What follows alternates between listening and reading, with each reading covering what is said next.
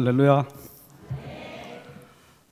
설교하러 왔는데 박수 받으면서 설교해 좀 이상합니다. 오랜만에 강단에 서서 말씀을 전하려고 하니까 입도 마르고 가슴도 콩닥콩닥 뛰고 긴장이 많이 됩니다.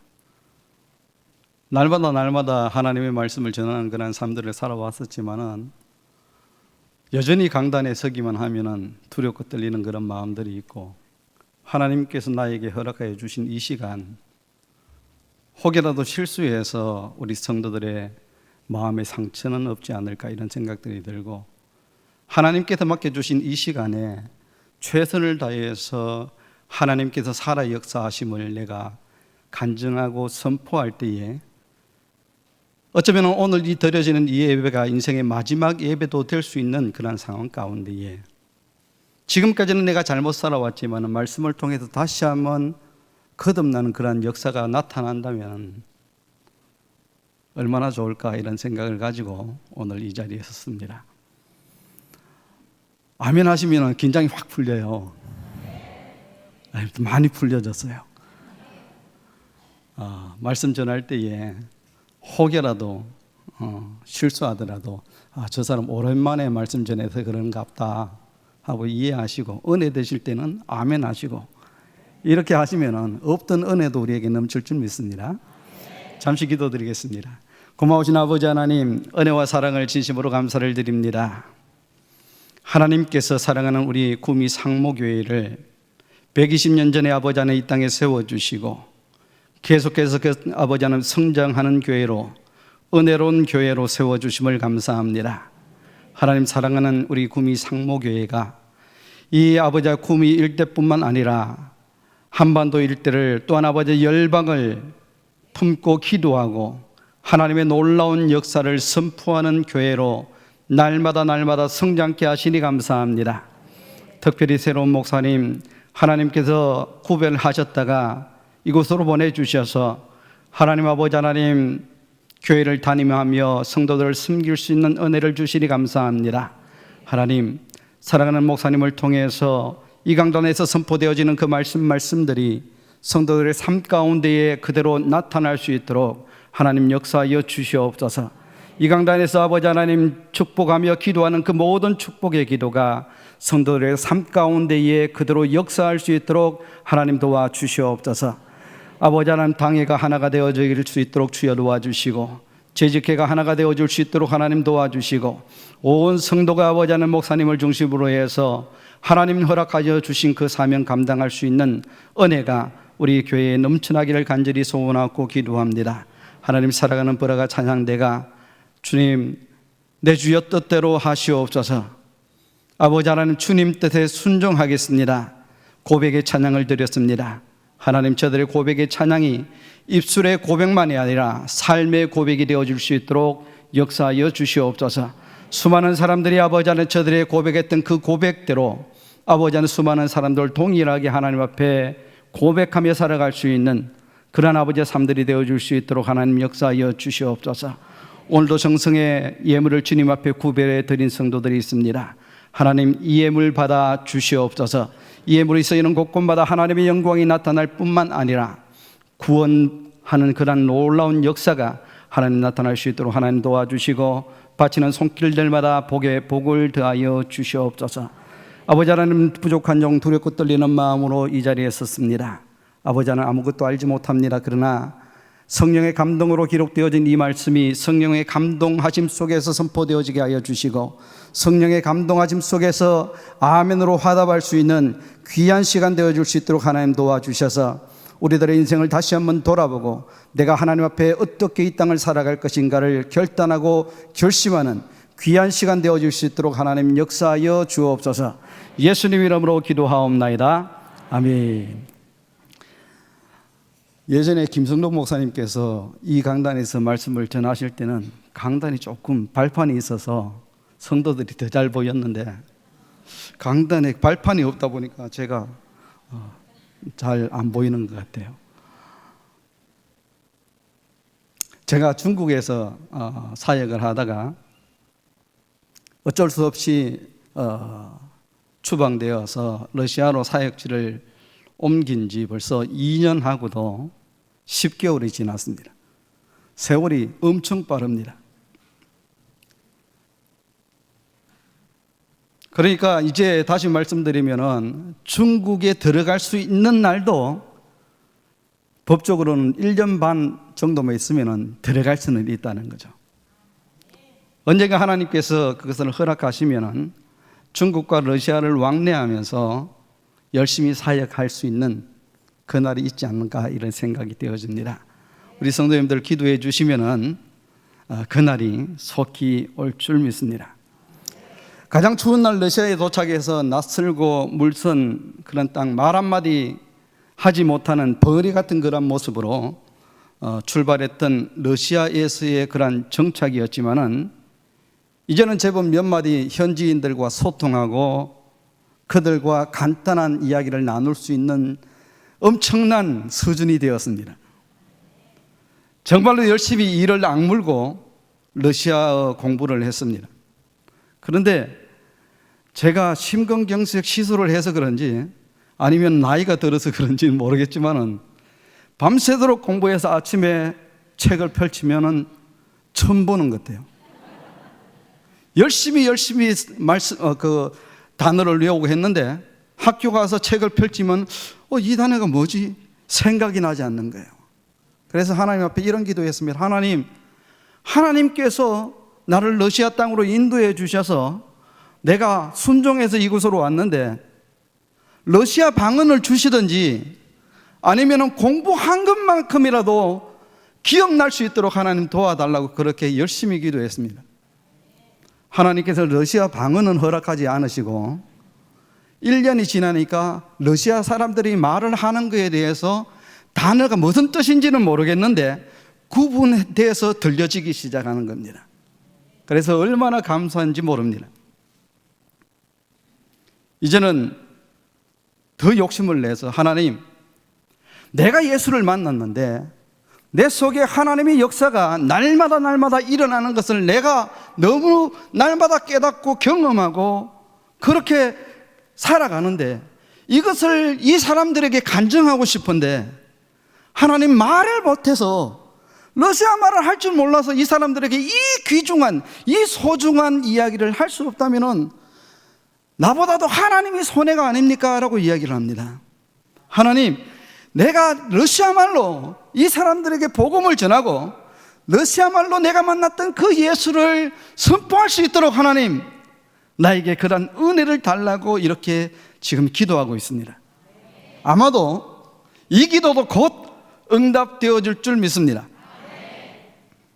지금 저희의 사역은 러시아 현지인들을 대상으로 해서 교회를 섬기고 있고 또 신학교를 섬기고 있습니다.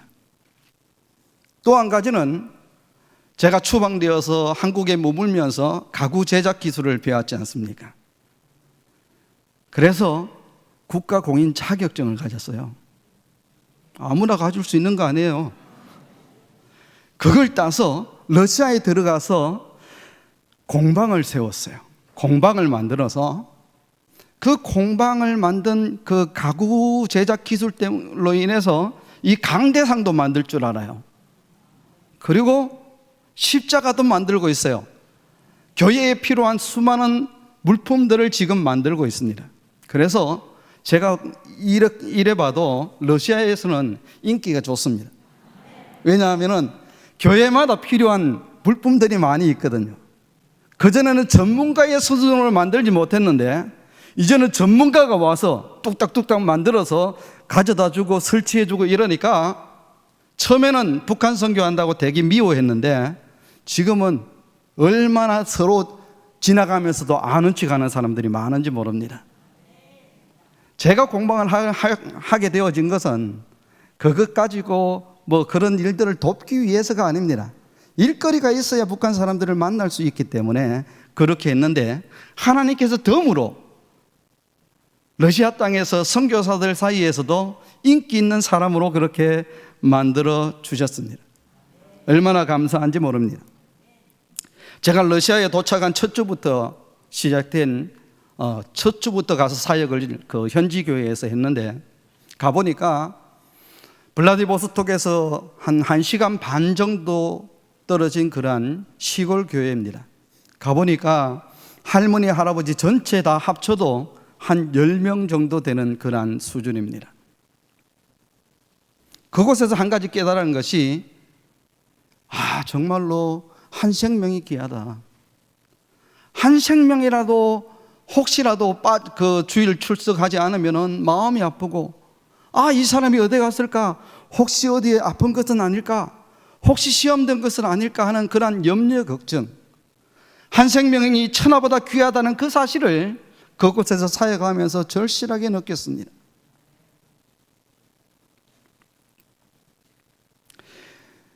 부활절이 되면은 러시아에서는 가장 중요하게 여기는 절기가 부활절입니다. 그래, 부활절이 되면 두 사람이 1년에 한 번만 출석하는 성도가 옵니다. 그러면 얼마나 반가운지 모릅니다. 말도 잘 못하지만 띄엄띄엄 정말로 내가 너 사랑한다, 당신을 내가 정말로 좋아하는데 다음 주일 날도 봤으면 좋겠다 라고 러시아 말로 몇 마디 합니다. 그런데 그 사람들이 대답은 잘하게 알았다고 하는데 그 다음 주에 역시 안 옵니다. 1년에 한 번씩 지금 벌써 한 2번 정도 이제 봤습니다. 좀 있으면 3번째 볼 때는 꽉 붙잡아서 같이 예배할 수 있는 그러한 은혜가 있었으면 좋겠습니다. 처음에 가서 사역을 하면서 정말로 고민이 많았습니다. 이 사람들을, 이 교회를 비록 시골 교회지만은 하나님께서 나를 이곳에서 사역하게 하신 것은 하나님의 뜻이 있을 것이다. 어떻게든 이 교회를 부흥시켜야 되겠다 하는 생각을 가지고 고민하다가 거기서 제가 잘 못 치는 기타 교실을 만들었습니다. 그리고 안에는 그곳에서 한글 학교를 만들었습니다.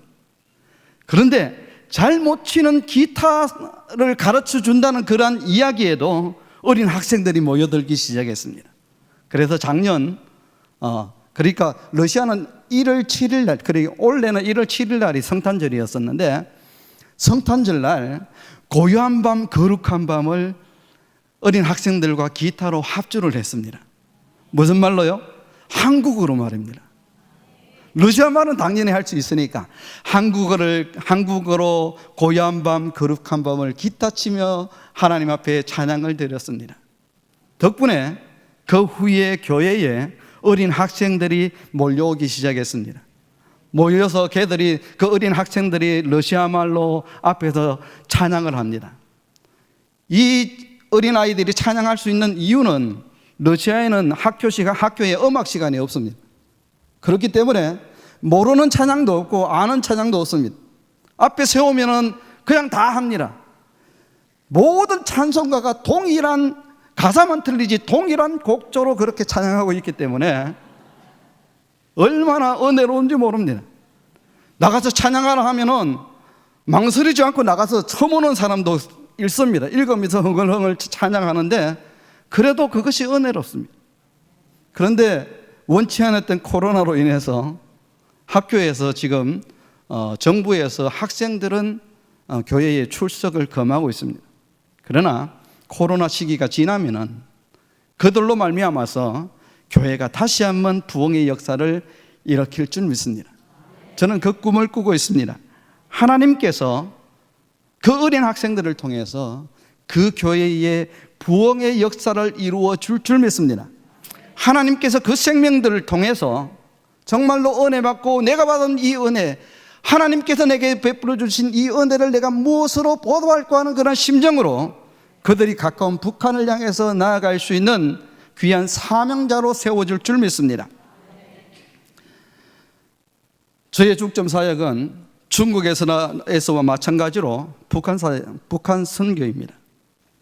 많은 사람들이 북한 선교하면은 탈북자 사역이다라고 이렇게 이야기를 합니다. 그런데 그것만 있지 않습니다. 북한 선교는 크게 2가지 방향으로 사역이 전개되어지고 있는데, 첫 번째는 우리가 잘 아는 많은 사람들이 사역하고 있는 탈북자들을 대상으로 하는 그런 사역입니다.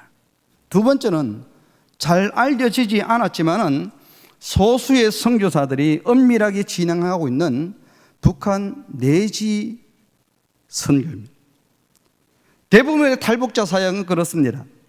북한이 개방되어지고 자유롭게 왕래할 수 있을 때를 대비해서 탈북자들을 훈련하고 양육해서 교회를 개척하기 위한 그러한 목표를 가지고 사역을 하고 있습니다.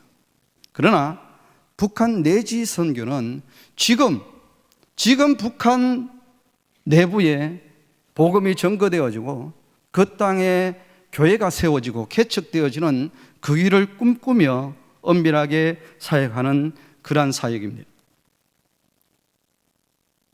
북한 내지 교회 개척을 목표로 하기 때문에 말씀을 듣는 사람이나 전하는 사람이 다수가 그렇게 만나서 공부할 수 있는 그런 상황이 아닙니다. 1대1로 이루어지는 그런 사역입니다. 제가 중국에 있을 때는 1대1로 계속 양육하고 말씀을 나누고 이렇게 하다가 한 번씩 한국에 나와서 우리 상모교회에서 말씀을 전할 때 되면은 두렵습니다. 왜냐하면 수많은 눈들이 저를 쳐다보고 있거든요. 그래도 감사한 것은 우리 교회에서는 할렐루야 하면 아멘 하지 않습니까? 근데 북한 사람들은 할렐루야 하면 대답이 없어요. 열심히 말씀을 전하지만은 그 사람들은 사명감을 가지고 그 말씀을 흘려보내려고 노력하고 있기 때문에 정말로 힘듭니다. 그러나 하나님께서 그들의 마음을 변화시키셔서 하나님의 사람으로 세워주셔서 그들이 다시금 북한으로 들어가기 위해서 세례를 받고 선교사로 파송되어지는 그때쯤이면은 서로 부둥켜 안고 눈물로써 예배를 드립니다. 왜냐하면 그 사람들이 북한에 들어가서 신앙생활을 하는 것이 한국 땅에서 편안하게 신앙생활하는 그런 모습이 아니라 목숨 걸고 신앙생활을 해야 되기 때문입니다. 최근에 들려지는 그런 이야기는 너무나도 감사한 것이 북한 내부에 기독교가 많이 확산되어져서 김정은 정권이 위협을 느끼기 시작했다라는 이야기를 들었습니다. 얼마나 감사한지 모릅니다. 제가 날마다 고백하며 날마다 기도하며 하나님, 내 마지막 사역은 저 땅, 저 북한 땅에서 성도들과 함께 양육했던 그런 제자들과 함께 북한을 신방하며 순회하며 사역하기를 원합니다라고 했는데 이제 그날이 얼마 남지 않았겠다 하는 그런 생각이 되어집니다. 여러분, 북한을 위해서 기도해 주시기를 부탁드립니다. 과거에 북한 땅에서 엄청난 부흥의 역사가 일어났고 그 부흥의 역사로 말미암아서 이 남한 땅도 교회가 개척되어지고 교회의 부흥을 가져오지 않았습니까? 여러분, 한국 교회는 북한 교회에 복음의 빚을 진 교회입니다. 갚아야 되지 않겠습니까? 지금도 북한의 수많은 성도들이 한국 교회를 위해서 기도하고 있다고 그렇게 이야기를 하고 있습니다. 제가 이렇게 북한 성도들, 북한 사람들을 만나서 복음을 전해서 그들을 다시 북한으로 돌려보내서 그 교회, 그들의 북한 사람들이 북한 사람들을 전도하는 그러한 일들을 감당하고 있다라고 이야기를 하니까 혹자는 그런 이야기를 합니다. 북한 그렇게 몇몇 사람에게 복음을 전해서 언제 어떻게 북한을 복음화하겠느냐, 너무나도 더디지 않느냐라고 이야기하시는 분들도 있습니다. 그러나 저는 분명하게 기억하는 것이 140년 전에 한반도의 상황이 대원군의 세국 정책으로 인해서 외국인이 한반도에 들어오지 못했던 그런 시절이 있었습니다. 스코틀랜드 선교사인 로서 선교사가 조선을 복음화하기는 그런 사명을 받고 중국으로 들어와서 사역을 하려고 하는데 조선 땅에 들어갈 수가 없습니다. 절망하고 있었을 때에 주변의 소식을 듣기를 들어갈 수는 없지만은 소수의 조선 사람들이 장사를 하기 위해서 만주 땅으로 들어온다는 그런 이야기를 듣습니다. 그 이야기를 듣고 그는 즉시로 만주 땅 봉천으로 갑니다. 오늘날로 이야기하면 심양으로 갑니다. 심양에서 2시간 정도 떨어진 고려문이라는 곳에 가서 그들이 조선 사람들을 만나고 그들에게 복음을 전하고 그들을 양육하고 그들과 함께 최초의 한글 성경을 번역을 합니다. 그리고는 자기가 들어갈 수 없으니까 양육했던 소수의 사람들, 그 사람들에게 성경을 들려서 한반도 땅으로 보냅니다. 성경을 가지고 들어갔던 이 사람들이 선교사가 한국 땅에 도착하기 전에 이미 교회를 개척하고 그 사람들이 복음을 전하고 복음을 전해서 복음의 확산이 일어났던 역사적인 기록이 있습니다. 언더우드 선교사, 아펜젤러 선교사가 한반도 땅에 들어오기 전에 이미 한반도 땅에는 복음의 역사가 일어나기 시작했던 겁니다. 선교사들이 한반도 땅에 들어오기 전에 복음이 확산될 수 있는 기반을 이미 마련했던 것입니다. 저는 그것을 꿈꾸고 있습니다. 이제 140년 후에 우리가 비록 이렇게 아무도 인정해 주지 않는, 그것이 뭔 큰 사역이냐라고 이야기하는 수많은 사람들이 있지만은 이름도 없이 빛도 없이 그들을 위해서 기도하며 한 생명을 바로 세울 때에 그 생명을 통해서 북한 땅에 복음이 확산되어지고 교회가 개척되어지고 나중에 북한이 개방되어졌을 때에 한국 땅에서 수많은 사람들이 그곳에 복음을 전하러 올라갔을 때에 죄송하지만 나는 이미 예수 믿는 사람입니다. 이미 나는 몇십 년 전에 복음을 들은 사람입니다 하는 그러한 간증의 역사가 일어나기를 저는 소원하고 있습니다. 그래서 저는 중국 땅에서나 러시아 땅에서 북한 사람들을 만났을 때에 시편 126편을 같이 암송하고 그것을 공부합니다. 여호와께서 시온의 포로를 돌려보내실 때에 우리는 꿈꾸는 것 같았도다. 하나님께서 예루살렘 유다 백성들을 바벨론 포로에서 예루살렘 성으로 돌려보냈을 때에 그들은 이렇게 고백하고 우리는 꿈꾸는 것 같았다. 야, 이것이 진짜로 현실로 우리에게 다가올 수 있구나. 수많은 사람들이 너희가 바벨론 포로로 붙잡혀갔기 때문에 이제 유다 땅으로 예루살렘 성으로 돌아갈 수는 없어. 수많은 사람들이 비관적으로 이야기했지만은 그러나 하나님의 약속의 말씀을 믿고서 묵묵히 기도했던 결과 70년 후에 바벨론 땅에서 예루살렘 성으로 돌아오는 기적의 역사가 일어났다는 사실을 알고 있습니다. 하나님께서는 비록 소수의 무리들이 모여서 하나님, 저 북한 땅에도 과거 바벨론 땅에서 하나님 앞에 기도했던 소수의 기도의 그 사명자들의 그 기도의 음성을 들어주셨던 것처럼 하나님, 우리들의 기도에 응답하셔서 저 땅에도 그러한 일들이 일어나기를 소원합니다. 수많은 사람들이 안 된다고 할지라도 하나님께서 결제하시면 되어질 줄 믿습니다.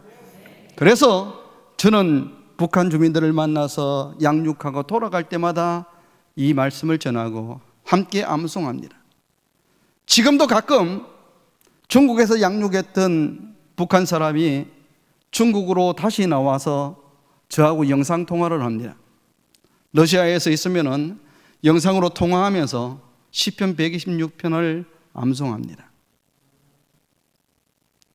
하나님, 이 꿈같은 일들이 우리에게 일어나게 하여 주시옵소서. 수많은 사람들이 안 된다고 하는 것이 맞습니다. 인간적인 생각으로 그렇다는 거죠. 그러나 하나님께서 역사하시면 되어줄 줄 믿습니다 하며 그 시편 126편을 고백합니다.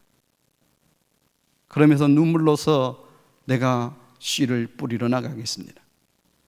울며 씨를 뿌리러 나가겠습니다. 약속대로 기쁨으로 단을 거두게 하여 주시옵소서. 그렇게 기도합니다.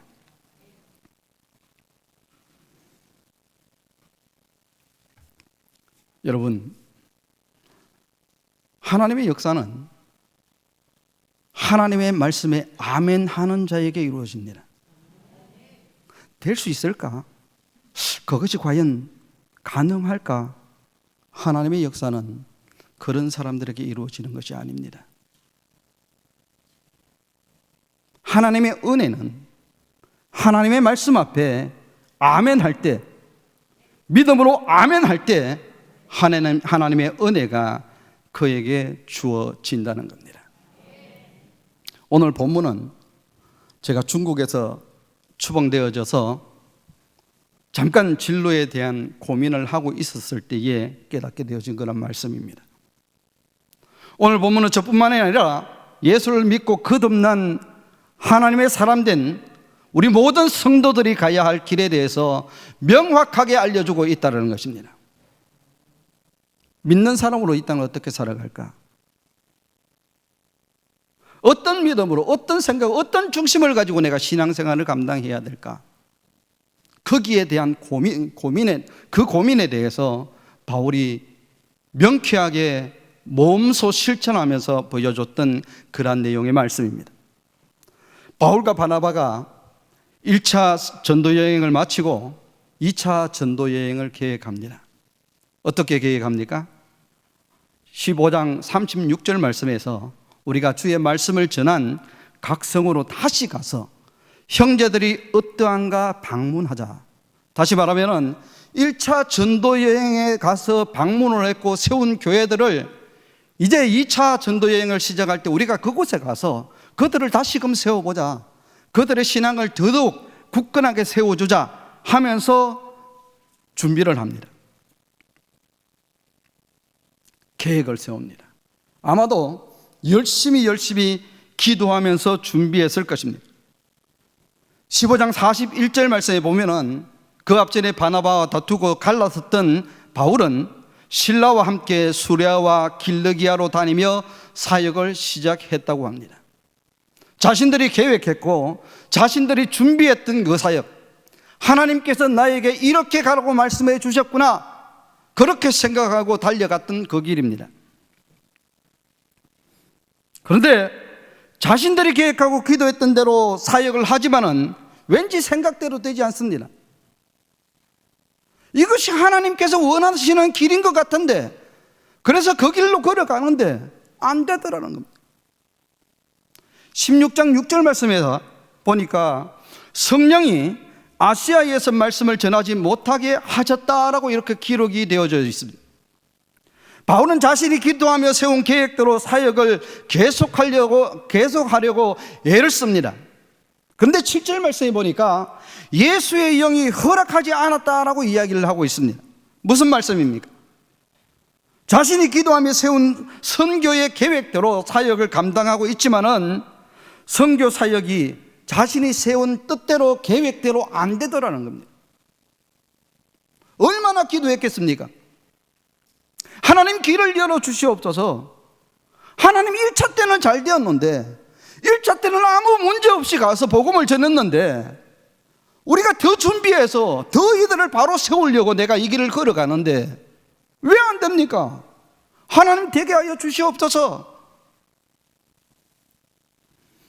8절 말씀에 보니까 예수의 영이 허락하지 않으시는데도 바울은 깨닫지 못하고 무시아를 지나 드로아로 내려갑니다.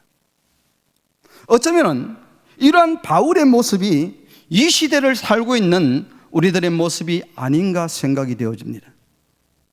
하나님의 뜻을 알지 못하니까, 하나님의 말씀을 내가 묵상하지 않으니까, 하나님께서 나를 통해서 역사하시고자 하는 그 일을 내가 깨닫지 못하니까, 하나님께서 분명히 네가 걸어가야 할 길은 이 길이 아니고 이쪽 길이라고 제시해 주시는데 그 제시하는 것조차 깨닫지 못하니까, 하나님께서 계속해서 여러 사람들을 통해서, 여러 사건들을 통해서 우리의 걸어가야 할 그러한 길을 계속해서 사인해 주시는데 깨닫지 못하고,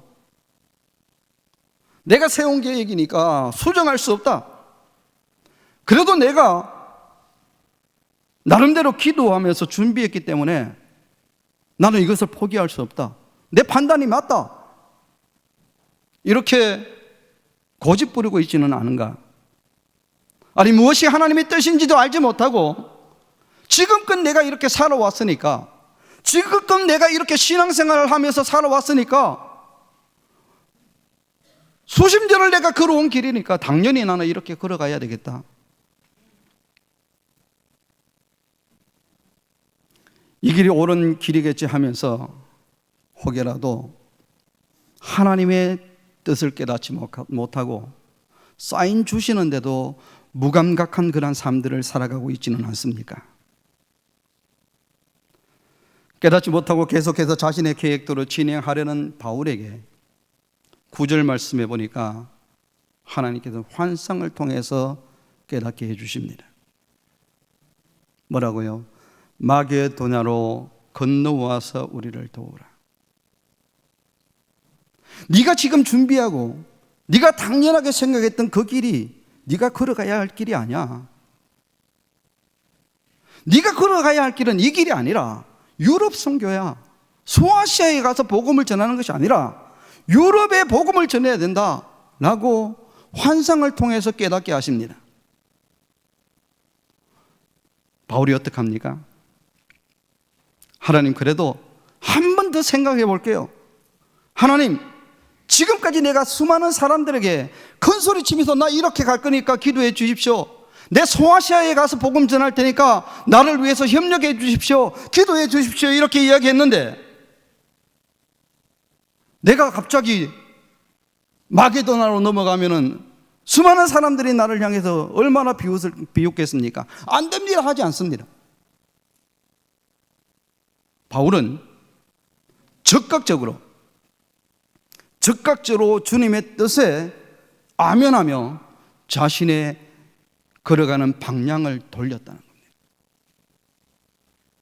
자신의 생각과 자신의 계획과 자신이 지금껏 준비했던 모든 것들을 포기하고 10절에 보니까 곧 적시로, 중국말로 마상, 연변말로 인차, 바로 나섰다는 겁니다. 생각해보지 않고 이것이 하나님께서 나를 향한 하나님의 뜻이구나 깨달았을 때에 그는 곧바로 순종했다는 겁니다.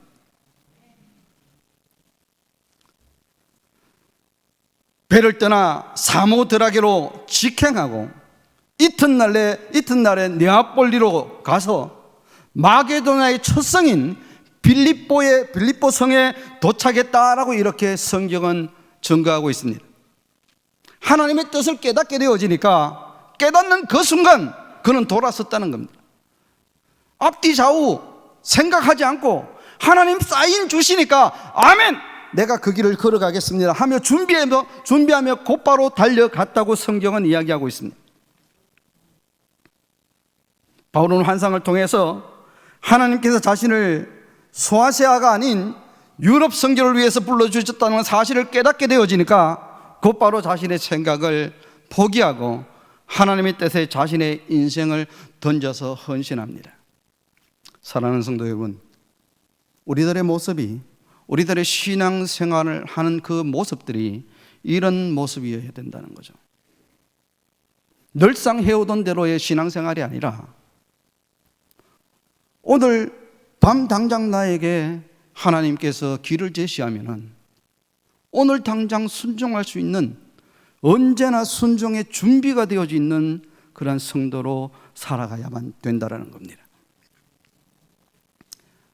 정말로 우리가 하나님의 사람이라면은, 정말로 우리가 예수 그리스도의 십자가로 인해서 거듭난 하나님의 백성이라면은 무엇이 나를 향한 하나님의 뜻인가? 무엇이 우리 가정을 향한 하나님의 뜻인가? 무엇이 우리 교회를 향한 하나님의 뜻일까를 날마다 묵상해야 된다는 겁니다. 날마다 생각하고, 하나님, 내가 오늘 이 하루 어떻게 살아가야 됩니까? 하나님, 내가 지금까지 살아온 이 인생 평범하게 그렇게 살아가는 것이 아니라 오늘 하나님께서 나에게 갈 길을 제시하여 주시옵소서. 하나님, 내 뜻대로가 아니라 우리 브라가 찬양대가 찬양했던 것처럼 주님의 뜻대로 내 주의 뜻대로 하시옵소서. 내가 그 말씀에 순종하겠습니다. 내가 그 길을 향해서 달려가겠습니다 라고 고백할 수 있는 우리가 되어질 때에 그 성도가 정말로 하나님께서 인정하는 그러한 성도인 줄 믿습니다. 아무리 오랫동안 기도하며 준비했던 일이라 할지라도, 심지어는 지금까지의 경험으로 볼 때 이렇게 가는 것이 맞다라고 생각되어지고 확신되어지는 일이라 할지라도, 지금 내가 걸어가는 이 길이 어쩌면 세상적으로는 좀 더 폼이 나고 다른 사람들에게 와, 그 길이 참 멋있다, 부러움을 사는 길이라 할지라도, 어쩌면 또 이웃 사람들이 나를 바라보면서 야, 너의 걸어가는 그 길이, 네가 신앙생활하는 것이 참 지혜롭게 하는구나 라고 인정받는 길이라 할지라도, 하나님이 아니다 하면은 돌아설 수 있는 결단력이 우리에게 필요하다는 겁니다. 주님 편에서 그것 아니야, 네가 걸어가야 할 길은 이 길이야, 주님께서 사인해 주시면은 돌아서야만 된다는 거예요.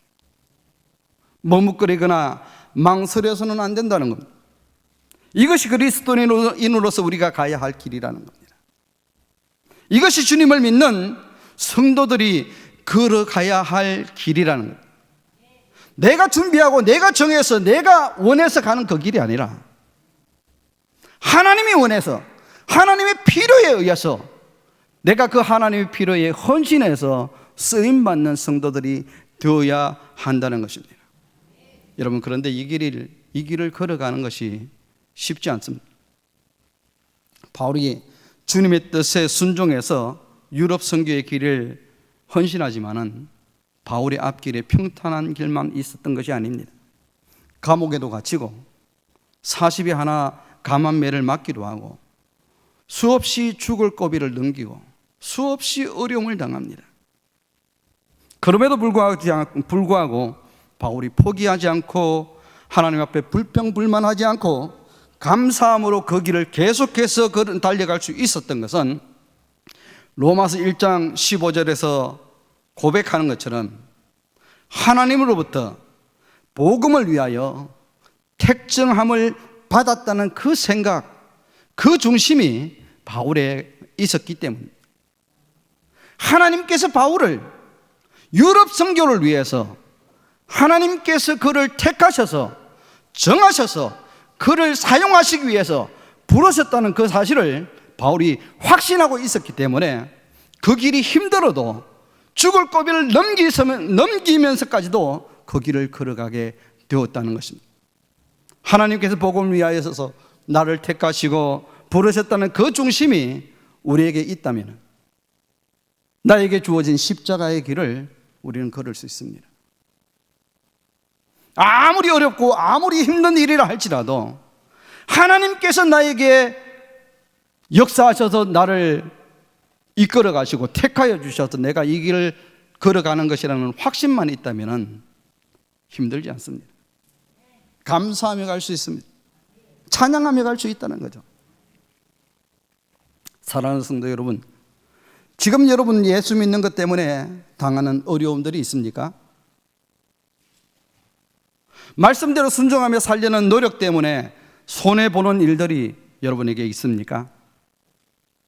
여러분 예수님 믿는 것 때문에 포기한 것들이 여러분이 있습니까? 그렇다면은, 있다면은 여러분은 우리가 걸어가야 하는 그 길을 잘 걸어가고 계시던 것입니다.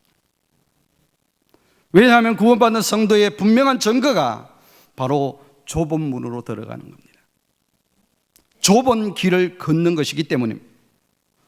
저 또한 이 길을 걷기 위해서 노력하고 있습니다. 17년 1월에 추방되어서 잠시 갈등도 있었습니다. 하나님, 16년, 만 16년의 선교의 삶, 이 정도 살았으면 되지 않겠습니까? 이제 다른 삶을 사는 것도 괜찮지 않습니까? 아니면은 이미 알고 경험한 동남아나 대만 같은 문화 충격이 거의 없는 중화권으로 사역 나가는 것도 괜찮지 않습니까? 갈등도 있었습니다. 그러나 너무나도 분명한 확신은 하나님께서 그것들을 위해서 저를 불러주신 것이 아니라 너의 가는 길은 북한의 내지 선교다. 네가 전하는 그 복음을 통해서 북한이 개방되어지고 북한의 교회가 세워지는 것을 나는 원한다. 분명한 하나님의 감동이 있었기 때문에 저는 이 길을 계속해서 걸어갑니다. 사실 러시아 말이 이렇게 어렵다는 것을 미리 알았더라면 안 갔을지도 모릅니다. 정말로 어렵습니다. 중국말로 안녕하십니까 니하오 하면 끝나는데 러시아 말로는 츠드라스푸이체 단어가 길지 않습니까? 어렵습니다. 잠깐의 갈등이 있었지만은 북한 선교에 대한 사역에 계속 헌신할 수 있었던 것은 단 하나의 이유입니다. 북한 선교를 위해 택정감을 입었다는, 북한 내지 선교를 위해서 불리움을 받았다는 너무나도 분명한 확신 때문입니다. 막상 헌신하고 러시아에 들어왔지만은 북한 선교하는 사람들을 러시아가 환영하지 않습니다. 선교사회에서도 눈총을 줍니다. 왜냐하면 우리들 때문에 자신들도 위험할 수 있다는 생각 때문입니다. 그것은 중국에 들어갔을 때도 마찬가지입니다. 중국에서 사역하던 그 선교사들이 당신들은 우리 중국 선교사회에서 떠나라고까지 이야기했던 그런 적도 있습니다. 그러나 열심히 그 사역을 감당하다 보니까 이제는 제가 중국을 떠나왔는데도 오늘 오전에도 점심때도 만났는데 중국 선교사들이 당신은 중국을 떠나서 러시아에 있지만 중국 멤버십을 계속해서 주겠다라고 이야기할 정도로 환영받는 사람이다. 이것은 우리 성도들이 기도해 주셔서 그렇게 되어진 줄 믿습니다. 때로는 이 사역할 때 많이 힘듭니다. 하나님, 좀 쉽게 갈 수 있는 방법은 없습니까? 하나님, 아무도 환영하지 않고 아무도 인정해 주지 않는 이 길, 이 사역 안 하면 안 됩니까? 투정하며 기도하기도 했지만은 너무나도 분명하신 하나님의 뜻을 알기 때문에 저는 오늘도 저 땅을 향해서 달려갑니다. 지금 저는 너무나도 행복합니다. 왜냐고요? 북한 선교를 위해서 하나님으로부터 택정함을 입었다는 분명한 확신이 있기 때문입니다. 때로는 힘들고 때로는 어려워도 꿈이 이루어지는 그날, 여호와께서 시온의 포로를 돌려보내실 때에 우리는 꿈꾸는 것 같았도다 고백하며 눈물로 하나님 앞에 영광을 돌리는 그날, 그 꿈 같은 일이 러시아 한 모퉁이에서 사역을 통해서 이루어지도록 오늘도 저는 눈물을 흘리며 울며 씨를 뿌리러 나갑니다. 복음 통일의 단을 거두기 위해서 말입니다. 여러분, 이 길은 저 혼자만에 걸어가야 될 길이 아닙니다. 제가 걸어갈 때 여러분들이 함께 기도해 주신다면 그 복음의 확산은 더더욱 크게, 더더욱 아름답게 열매 맺게 되어줄 줄 믿습니다. 하나님으로부터 북한 선교를 위해서 택정함을 받은 저는 힘들고 어려울 때마다 이렇게 찬송하며 고백합니다. 주님 다시 오실 때까지 나는 이 길을 걸어가겠습니다. 여호와께서 시온의 포로를 돌려보내시는 그 순간까지 나는 이 길을 걸어가겠습니다. 그 길이 비록 좁은 문이라 할지라도, 좁은 길이라 할지라도 내게 주어진 십자가를 지고 나는 이 길을 걸어가겠습니다.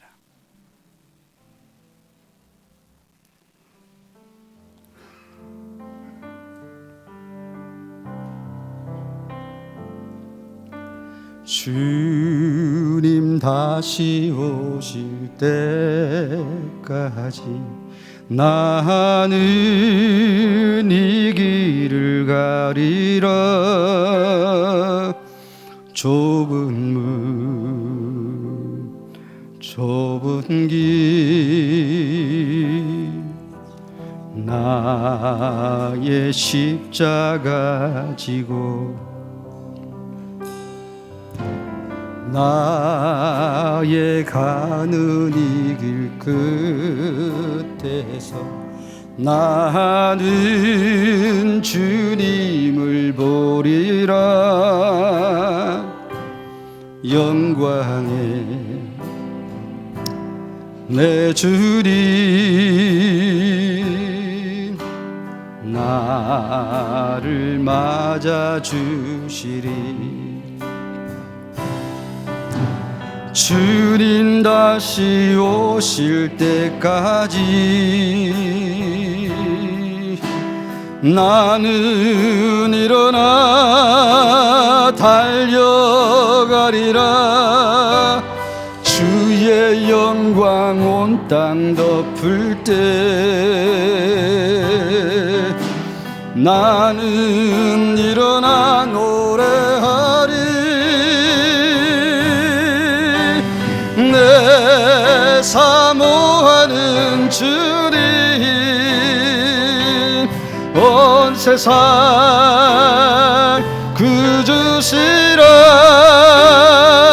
구주시라. 내 사모하는 주님 영광의 왕이시라. 주님 다시 오실 때까지 주님 다시 오실 때까지 나는 일어나 달려가리라. 주의 영광 온 땅 덮을 때 나는 일어나 노래하리. 내 사모하는 주님 온 세상 구주시라. 내 사모하는 주님 영광의 왕이시라. 한 번 더 주님 다시 오실 때까지 주님 다시 오실 때까지 나는 일어나 달려가리라. 주의 영광 온 땅 덮을 때 나는 일어나 노래하리. 내 사모하는 주님 온 세상 구주시라. 내 사모하는 주님 영광의 왕이시라. 사랑하는 성도 여러분, 이 시간 다 같이 우리 동성으로 한번 기도하기를 원합니다. 여러분, 먼저 열방 가운데 나와 있는 선교사들을 위해서 기도해 주시길 부탁드립니다. 여러분, 선교사들이 가장 힘들 때가 언제인지 아십니까? 재정이 부족할 때가 아닙니다. 몸이 아플 때가 아닙니다. 가장 힘들 때는 후방에서 지원하는 기도의 줄이 약해졌다는 영적인 느낌을 받을 때입니다. 사역할 때 가장 행복할 때가 언제인지 아십니까? 기도하고 있습니다. 관심을 가지고 있습니다. 한국교회로부터 짧은 메시지를 받을 때입니다. 우리 구미 상목교회에서 파송하고 협력하는 많은 선교사들을 위해서 기도해 주시길 부탁드립니다. 코로나19로 인해서 선교 사역이 어려워지고 있습니다. 현지인들을 만나는 것에 대한 제약들이 많이 있습니다. 코로나19로 인해서 사역을 위한 후원이 줄어들고 있습니다. 지금 러시아는 코로나 확진자가 하루에 2만 명 정도가 되고 있습니다. 제가 사역하는 연해주에는 하루에 200명 정도가 날마다 확진되고 있습니다. 하나님, 이 코로나19의 그 모든 그들이 물러가게 하여 주시옵소서. 다시금 일어나서 복음을 외칠 수 있는 그러한 환경과 여건이 조성되게 하여 주시옵소서. 여러분, 코로나19로 인해서 가정과 사업 그리고 신앙생활 가운데 어려움을 겪고 있는 성도들을 위해서 기도해 주십시오. 지금은 힘들지만은 이 고난 견뎌서 하나님의 더 큰 은혜를 경험할 수 있도록, 그래서 복음의 정인으로의 삶을 살아갈 수 있도록 그렇게 기도해 주십시오. 마지막으로 기도할 것은, 하나님, 우리 모든 상목교회 성도들이 하나님께서 복음을 위해서 나를 택정하셔서 불러주셨구나, 그 사명 깨닫고 하나님께서 허락하여 주신 그 사명 위해서 목숨 걸고 달려갈 수 있는 우리 모두가 되게 하여 달라고 우리 다 같이 통성으로 한번 기도하기를 원합니다. 고마우신 아버지 하나님, 은혜와 사랑을 참으로 감사를 드립니다. 하나님, 아버지 하나님, 열방에 흩어져서 아버지 하나님 사역하고 있는 선교사들이 많이 있습니다.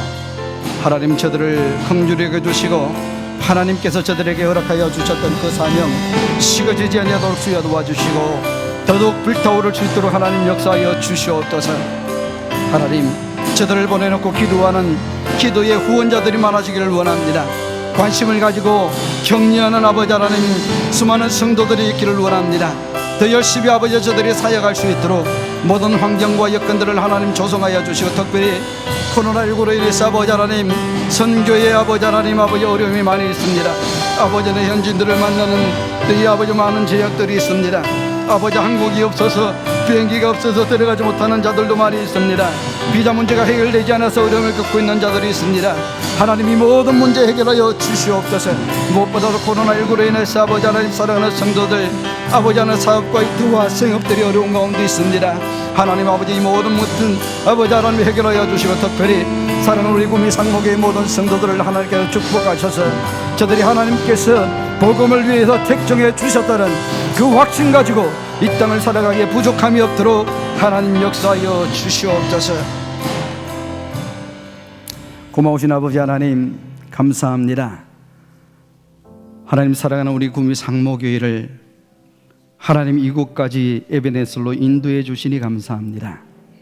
원하옵기는 사랑하는 우리 모든 성도들이 다시 한번 하나님 앞에서 사명을 되살릴 수 있도록 은혜를 더하여 주시옵소서. 하나님께서 만나 주셨던 그 하나님과의 만남을 다시 한번 기억하게 하여 주시고, 하나님께서 나를 복음을 위하여 택정하여 나를 불러셨던 그 사실, 그 소명감을 가지고 하나님 이 땅을 살아갈 수 있도록 하나님 역사하여 주시옵소서. 코로나19로 인해서 아버지 하나님 온 나라가, 온 세계가 어려운 가운데 있습니다. 복음의 문이 아버지 선교의 사역의 문이 닫혀가고 있습니다. 하나님 열어주시옵소서. 수많은 선교사들이 아버지 하나님 현지인들을 만나지 못하고 있습니다. 하나님, 저들을 위로하시고 권고하시고 하나님 문제 해결하여 주셔서 마음껏 사역할 수 있도록 역사하여 주시고, 이 땅에 아버지 한국으로 들어왔다가 아버지 하나님 사역지로 아버지 하나님 항공편이 없어서 비자 문제가 해결되지 않아서 나가지 못하고 이곳에서 날마다 하나님 앞에 부르짖는 선교사들이 많이 있습니다. 하나님, 저들이 기도하는 대로 이 문제 해결하여 주셔서 다시금 아버지의 사역지로 돌아가서 내가 만난 그 예수 그리스도를 다시 한번 선포할 수 있도록 하나님 역사하여 주시옵소서.